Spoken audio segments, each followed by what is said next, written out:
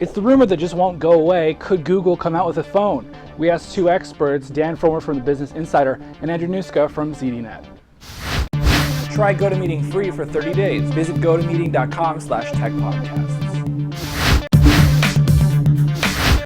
It's been a while since Android's been on the market, and ever since Android rumblings began a couple years back, we've been kind of expecting a Google-branded handset to come out.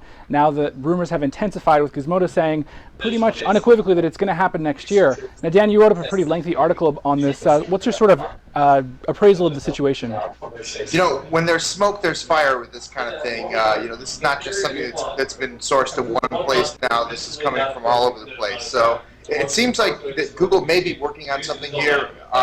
The question now is, what is it? Is this something that they're working on with one manufacturer and one carrier, the way that most of their phones have gone so far?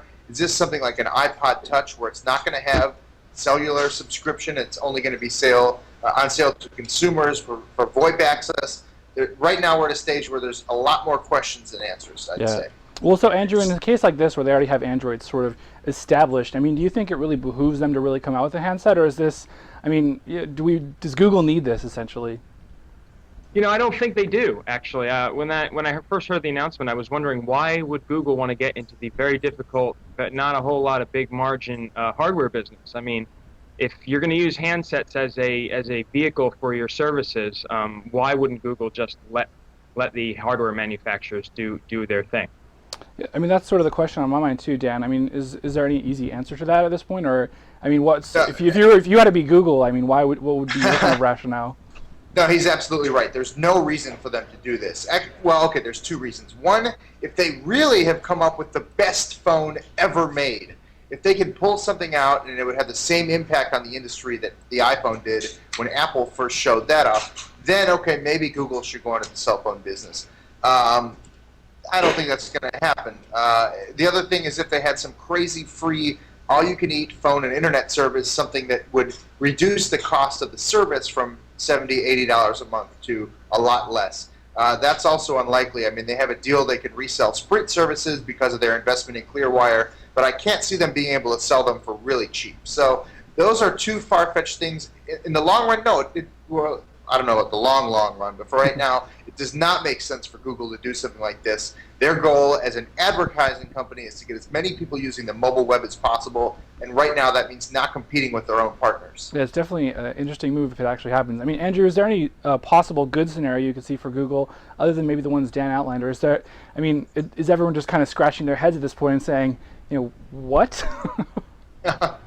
No, I think Dan mentioned that one exception, right? They'd have to really, really have a hit, and they'd have to engineer such a deal that they would, get the gross, the lion's share of the revenues. That would be the only case in which I could see that bothering to, as Dan said, challenge the partners and bother to go into the hardware business. That would be the only case in which it would be worth all that trouble. Realistically, we're still, the rumor says it's going to be sometime next year, which brings to mind a couple other devices that are sort of on the fake horizon.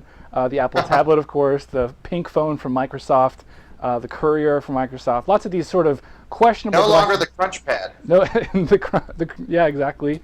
I mean, so with all these different sort of, it seems like they're all sort of going towards one direction, which is this always-on, always-connected mobile device, whether it's in a larger form factor, in a smaller form factor, whatever.